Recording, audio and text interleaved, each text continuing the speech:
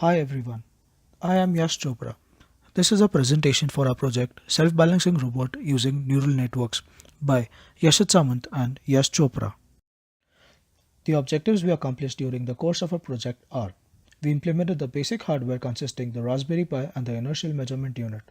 We generated test data from the hardware setup to train the neural networks. Implementation of a 5-layer neural network using fuzzy logic.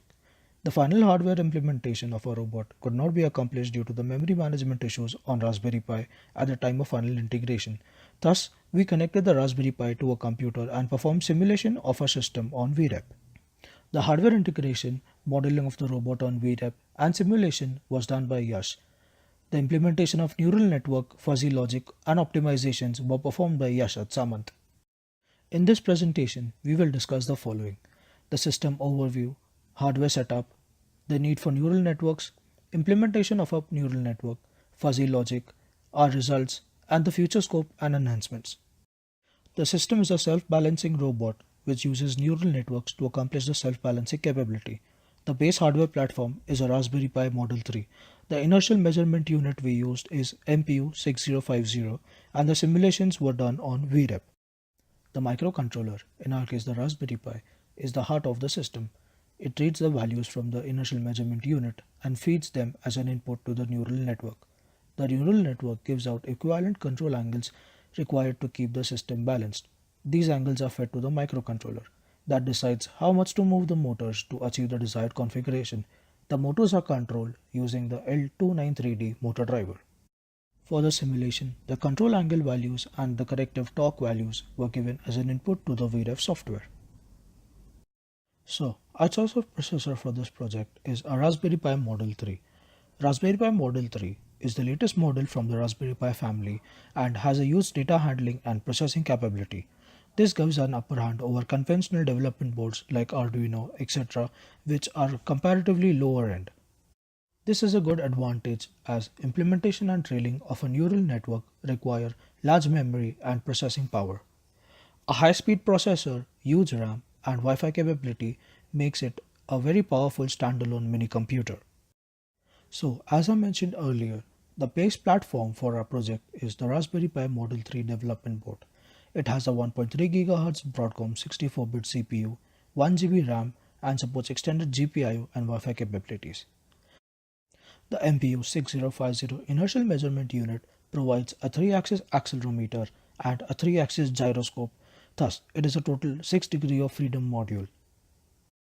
The other hardware components are the Edge Bridge IC L293D, which is a motor driver, a power supply, and DC motors. These are the minimum components that are required to complete this project. The interfacing of the components is on the same lines as it is in the system block diagram. The IMU unit is interfaced to the Raspberry Pi via an inter-IC, that is an I2C bus. The Raspberry Pi is connected to the motors via the Edge Bridge motor driver IC. The motor driver takes in PWM values provided by the Raspberry Pi and converts them into equivalent signal for the motors. A 12-volt power supply is required by the motors, while a voltage regulator is used to bring down the voltage from 12 volts to approximately 5 volts to power up the Raspberry Pi. Conventionally, the self-balancing capabilities are implemented using PID controllers. A PID controller is a conventional double-loop feedback-based controller that has three control values that are the P, I, and D. The P stands for proportional gain, that is a measure of the error between the current and the desired values. The I is the integral gain that accounts over the past values of errors and integrates them to give the I term. D stands for the differential gain, that is the best estimate of future action. But there is a huge problem in the PID controller. These values are based on multiple trials that give a near optimal solution. Also, the use of a differential component adds to a small amount of error.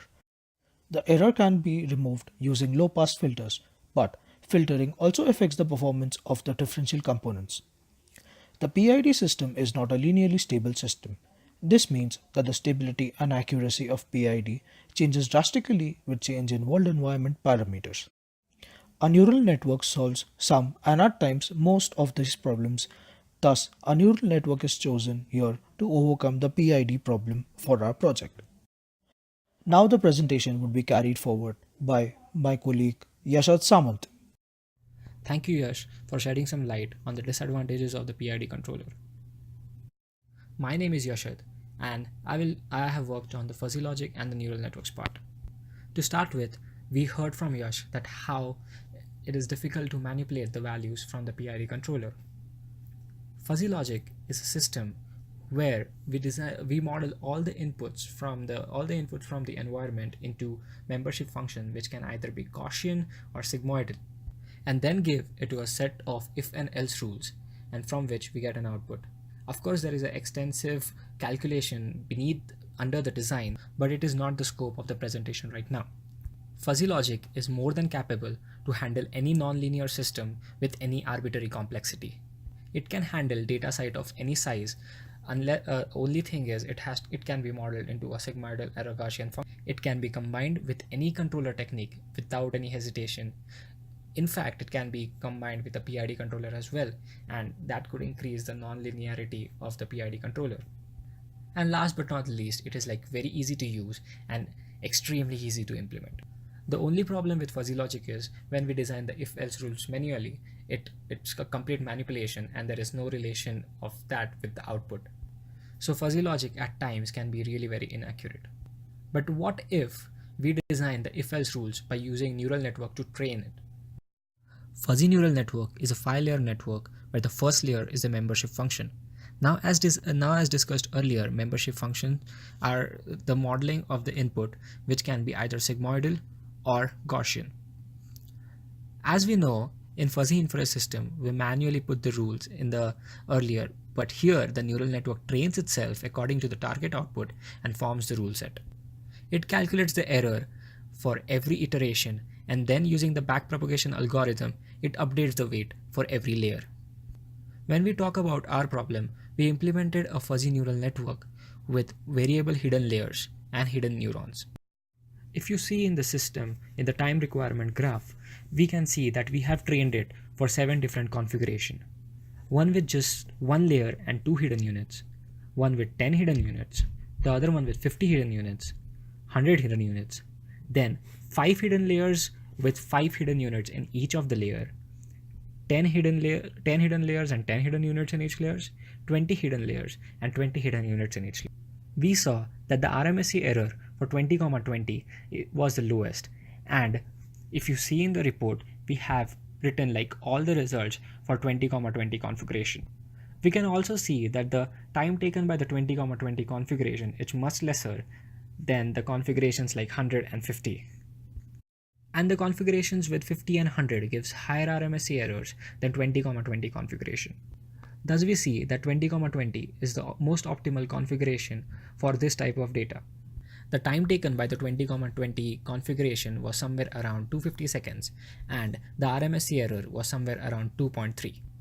The next graph is the input versus the output graph for the test output. On the y-axis, we have the values from the accelerometer and the gyroscope, and on the x-axis, we have the values from the angles. If we compare the train and the test output, we could see a significant amount of similarity between the two.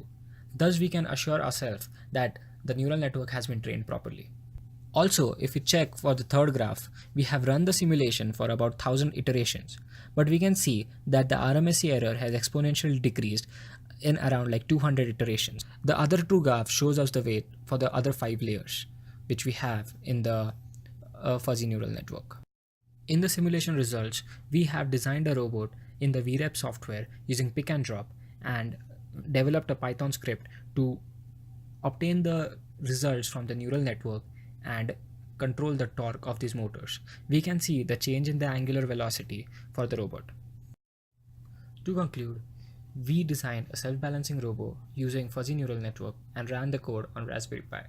Now again, Raspberry Pi had just 1 GB of RAM, and running a highly intensive neural network code on it becomes difficult. So to memory manage it, we took 2 approaches. First one was to updating matrices for like every iterations. The second approach was to create a virtual memory using the partition from the memory card. For this, we created a swap file of 250 MB which resulted into the virtual memory which added on to the RAM of the processor. The third thing that we achieved was a much faster response than a PID controller. When we checked, it was like 300 milliseconds less than the PID controller.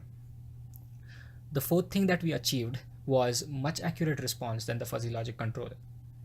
The fifth, but the last but not the least, is that we designed a robot in the VREP simulation software by using pick and drop.